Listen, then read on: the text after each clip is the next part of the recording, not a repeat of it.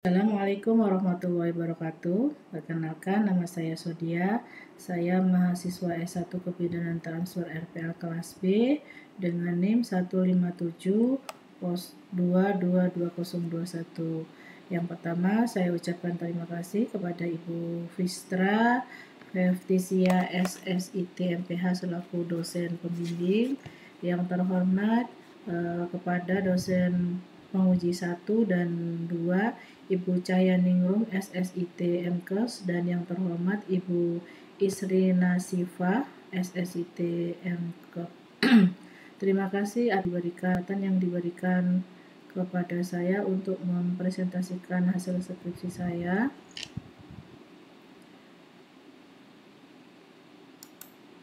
Baik, saya akan memulai presentasi skripsi saya dengan judul Hubungan pemakaian kontrasepsi suntik dengan kenaikan berat badan pada aseptor KB suntik di TPMB Sodia Kota Balikpapan tahun 2023. Latar belakang, di mana laju pertumbuhan penduduk di Indonesia itu mengalami peningkatan setiap tahunnya, di mana pada tahun 2021 sebesar 1,22%, dan di tahun 2022 ini mengalami penurunan 1,17%.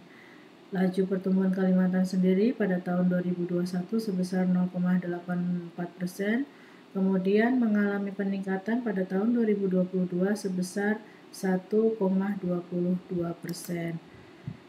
Di mana dampak dari kenaikan laju pertumbuhan penduduk adalah semakin padatnya jumlah penduduk per kilometer perseginya. Di antara tahun 2021 itu sebesar 1.350 penduduk per kilometer persegi, kemudian meningkat menjadi 1.380 penduduk per kilometer persegi. KB merupakan program dari pemerintah untuk mengatasi kenaikan laju pertumbuhan penduduk, di mana kontrasepsi yang paling digemarin oleh masyarakat adalah kontrasepsi jenis suntik. Adapun efek dari pemakaian kontrasepsi suntik biasanya mengalami peningkatan berat badan. Rumusan masalah, adakah hubungan pemakaian kontrasepsi suntik dengan kenaikan berat badan aseptor KB di TPMB Bidang Sodia AMD Kecamatan Balikpapan Utara Kota Balikpapan? Untuk tujuan umum di sini untuk mengetahui apakah ada hubungan antara pemakaian kontrasepsi suntik dengan peningkatan berat badan. Tujuan khususnya itu untuk mengetahui gambaran pemakaian kontrasepsi suntik, kemudian mengetahui gambaran kenaikan berat badan pada pemakaian kontrasepsi suntik, dan yang terakhir itu untuk mengetahui hubungan pemakaian kontrasepsi suntik dengan kenaikan berat badan.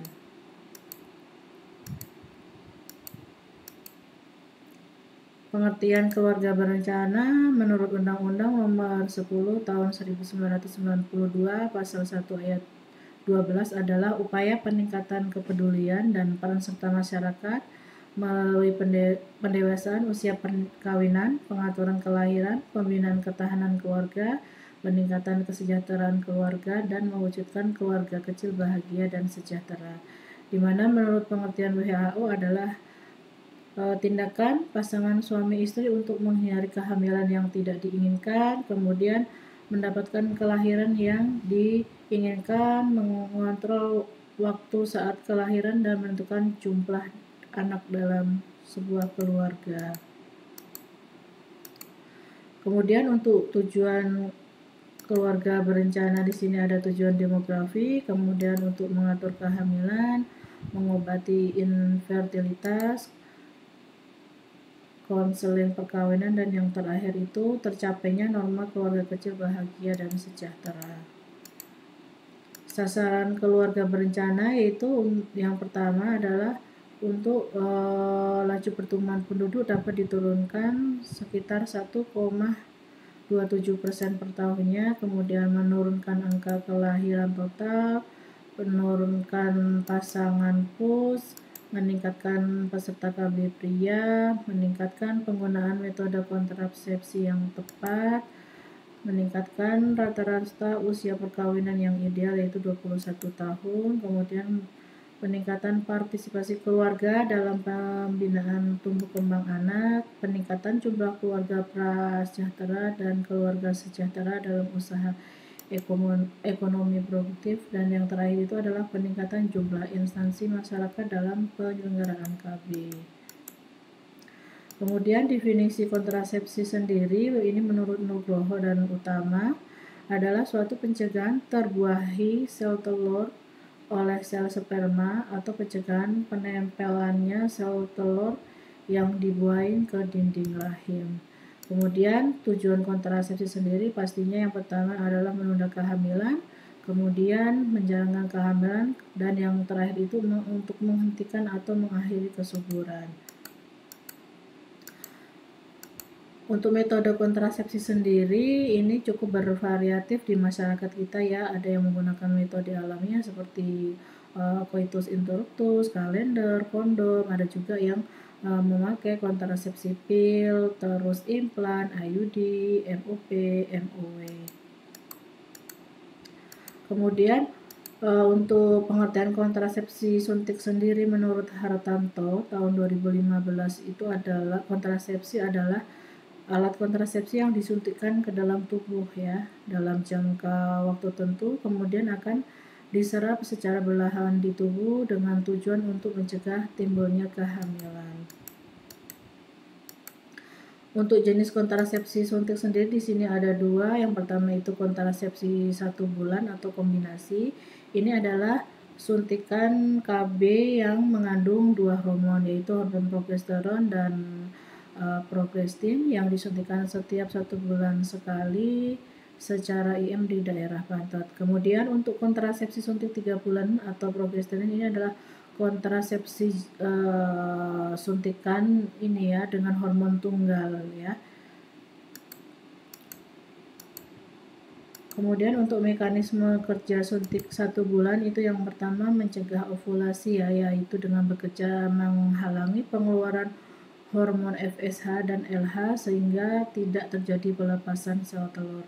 Kemudian mengentalkan lender serviks sehingga menurunkan kemampuan penetrasi sperma. Untuk mekanisme kerja kontrasepsi 3 bulan ini ada mekanisme primer dan sekunder.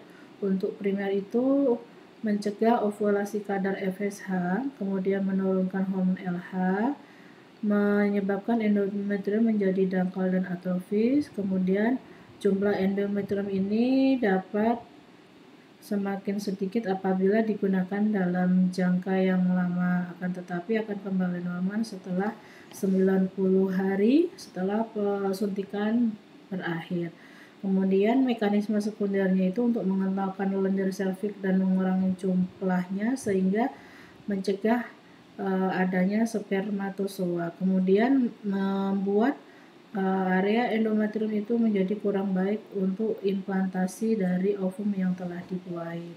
Kemudian yang terakhir, kecepatan transportasi ovum di dalam tuba akan mengalami perubahan. Untuk peningkatan berat badan sendiri menurut Susila tahun 2015 itu bisa diartikan adalah berubahnya ukuran berat yang diakibatkan dari peningkatan maupun penurunan konsumsi makanan yang dirubah menjadi lemak dan kemudian disimpan di kulit. Pada literatur lainnya, peningkatan berat badan juga diartikan berubahnya ukuran berat yang diakibatkan dari peningkatan maupun penurunan konsumsi makanan yang dirubah menjadi lemak dan disimpan di bawah kulit. Kemudian peningkatan berat badan juga bisa diartikan kondisi di mana jumlah berat badan seseorang melebihi normal atau melebihi berat badan semula. Kemudian beberapa faktor yang mempengaruhi peningkatan berat badan di sini adalah aktivitas fisik, kemudian faktor lingkungan, pola makanan, faktor hormonal, faktor psikis, dan umur.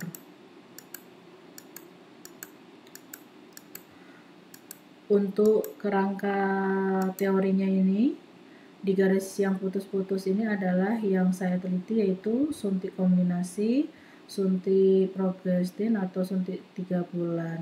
Kemudian efek dari penggunaan kontrasepsi ini akan mengakibatkan kenaikan berat badan. Dari faktor-faktor yang mempengaruhi berat badan lebih dominan karena faktor hormonal. Kemudian variabel independennya untuk variabel bebasnya adalah kontrasepsi suntik, kemudian variabel dependennya adalah kenaikan berat badan. Untuk jenis penelitiannya ini ada penelitian kuantitatif, jenis analitik, correlation dengan pendekatan gas kontrol. Lokasi dan waktu penelitian ini dilakukan di PMB Sodia mulai tanggal 16 sampai 17 Januari 2024. Kemudian untuk subjeknya sendiri ini adalah menggunakan populasi yaitu seluruh aseptor KB suntik di PMB Sodia Kota Balikpapan periode Januari sampai dengan Desember 2023 sebanyak 80 orang. Kemudian untuk teknik samplingnya ini adalah menggunakan purposive sampling. Sampelnya adalah 21 responden yang mengalami kenaikan berat badan dan 21 responden yang tidak mengalami kenaikan berat badan. Untuk metode pengumpulan datanya sendiri ini menggunakan data sekunder ya yang diambil dari buku register kunjungan ulang aseptor KB suntik. Kemudian juga menggunakan instrumen pengumpulan data berupa master tabulasi. Cara pengumpulan data yang pertama dengan studi pendahuluan, kemudian mengajukan EC, kemudian meminta izin kepada calon responden untuk diambil datanya. Yang keempat, mengumpulkan data yang ada pada buku register sesuai dengan kriteria yang dibutuhkan. Dan yang terakhir itu melakukan olah data dan manajemen data. Untuk divisi operasionalnya sendiri, untuk variabel bebasnya itu adalah aseptor kontrasepsi suntik, yaitu wanita yang menggunakan kontrasepsi jenis suntik yang tercatat di buku register KB dan pemakainya lebih dari 6 bulan. Kemudian untuk alat ukurnya menggunakan buku register kunjungan KB. Hasil ukurnya ini yang pertama KB suntik 1 bulan, kedua KB suntik 3 bulan, 3 pemakaian lebih dari 6 bulan. Untuk skalanya ini adalah nominal. Untuk variabel terikatnya itu kenaikan berat badan, itu jumlah selisih dari awal pemakaian yang tercatat di buku register sampai terakhir kunjungan suntik yang tercatat dalam buku register kunjungan ulang. Alat ukurnya menggunakan buku register kunjungan ulang KB. Untuk hasil ukurnya yaitu pertama naik, dikatakan naik apabila berat badan ibu ini bertambah ya mulai dari 1 kilo dari awal pemakaian yang tercatat di buku register kunjungan sampai akhir yang tercatat di buku terakhir yang tercatat di buku registrasi kunjungan ulang.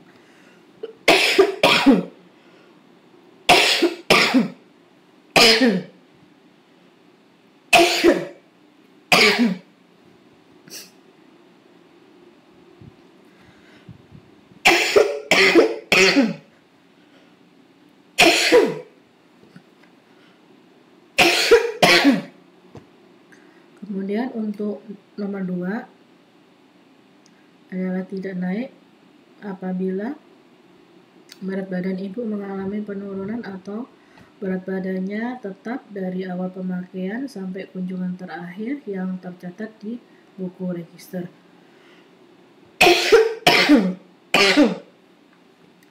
Untuk skalanya ini menggunakan skala nominal.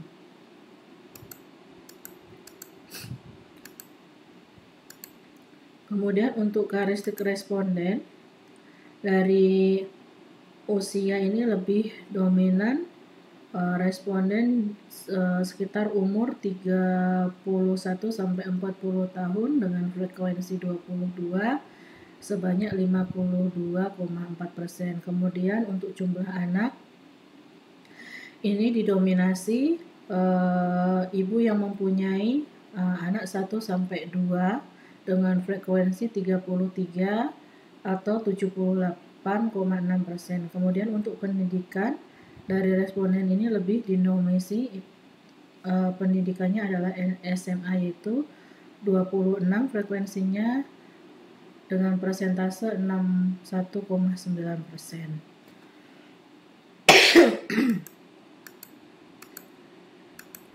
Kemudian untuk analisa univariatnya, dari hasil penelitian tabel 4.4 ini menunjukkan bahwa sebagian besar responden menggunakan kontrasepsi jenis 3 bulan, yaitu sebanyak 22 atau 52,4% responden. Sementara untuk kontrasepsi suntik 1 bulan ini sebanyak 20 atau 47,6% responden.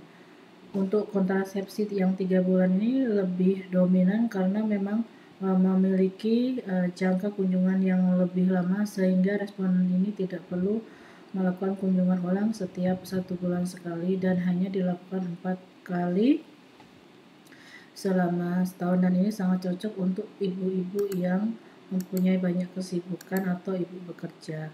Kemudian untuk analisa univariat jenis kontrasepsi, di sini berdasarkan hasil penelitian tabel 4.4 menunjukkan bahwa sebagian besar responden menggunakan kontrasepsi jenis 3 bulan, yaitu sebanyak 22 atau 52,4% responden. Sementara untuk kontrasepsi suntik 1 bulan ini adalah sebanyak 20 atau 47,6 responden. Kontrasepsi yang 3 bulan ini dipilih karena memiliki jangka kunjungan yang lebih lama, kemudian tidak memerlukan kunjungan tiap bulan, dan setahun itu hanya 4 kali suntikan.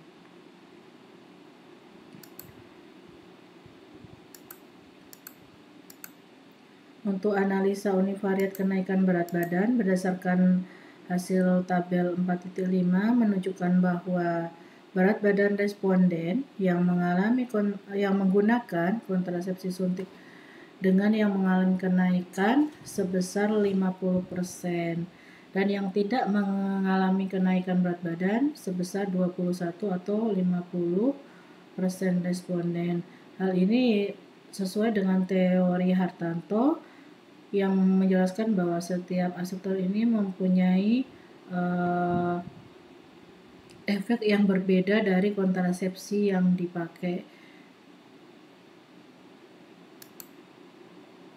Penelitian yang dilakukan di University of Texas Medical Branch atau UTMB yang menyatakan bahwa wanita yang menggunakan kontrasepsi KB suntik 3 bulan ini mengalami kenaikan berat badan rata-rata sebanyak 11 pon atau 5,5 kg. Dan mengalami peningkatan lemak sebanyak 3,4% dalam waktu pemakaian 3 tahun. Untuk analisa univariat kenaikan berat badan dari hasil uji C-square, dalam penelitian ini didapatkan bahwa p-value sebesar 0,001. Karena p-value-nya sama dengan 0,001 lebih kecil dari alfa, yaitu 0,05, maka H ditolak dan H diterima. Artinya di sini ada hubungan yang signifikan antara penggunaan kontrasepsi suntik dengan kenaikan berat badan.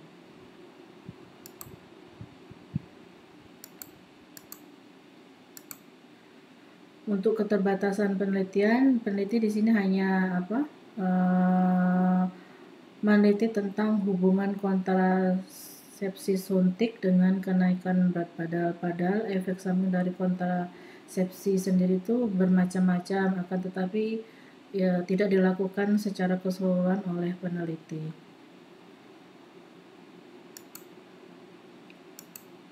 Kesimpulan yang pertama, hasil penelitian menunjukkan bahwa kontrasepsi jenis suntik 3 bulan lebih banyak dipilih oleh responden, yaitu sebanyak 22 atau 52,4% responden.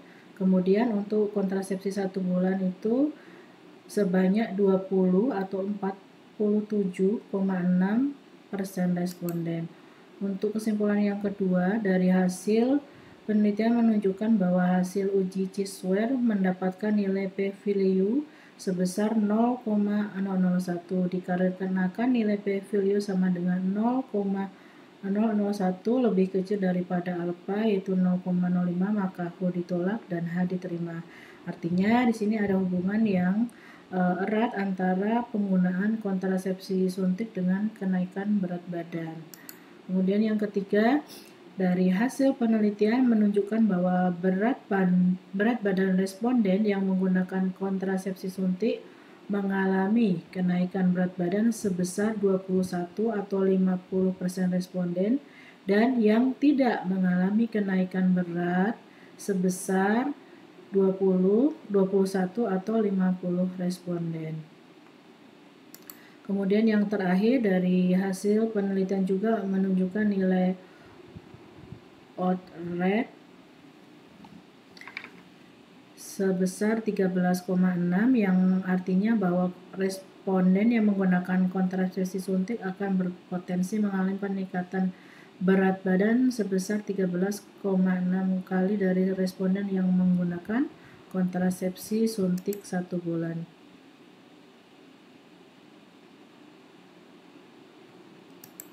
Demikian presentasi dari saya. Mohon maaf jika ada banyak kekurangan dan kesalahan. Selanjutnya saya kembalikan kepada dosen penguji. Terima kasih. Wassalamualaikum warahmatullahi wabarakatuh. Terima kasih.